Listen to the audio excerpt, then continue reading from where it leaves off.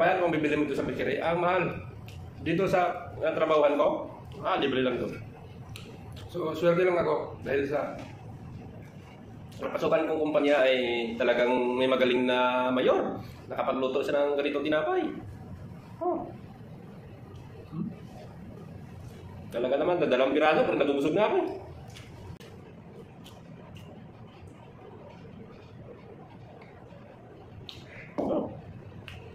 Ang tamis pa.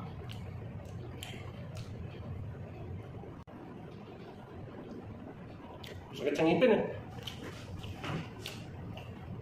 Dalawang piraso pa lang, nabubusog na ako. Tsaka na sa...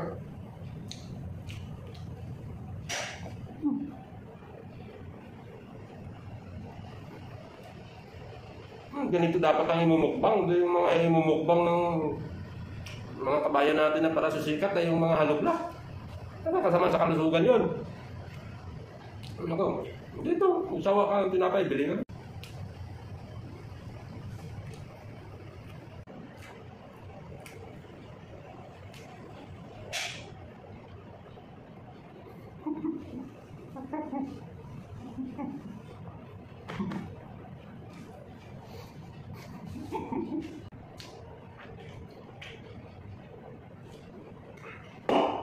Ayan!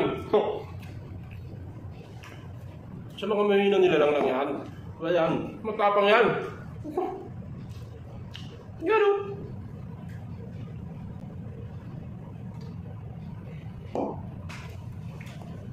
Ayan! Dalawang piraso lang, busog na mga kabayan. Sa kalaki naman ng hiwa. Yan. Ito ang mga pagkain ng mga mahihinang nilalang. Yan. Ito ang pagkain dito sa aming planeta, mga kabayan. Ang lalaking hiwa. Yan o. Yan ako.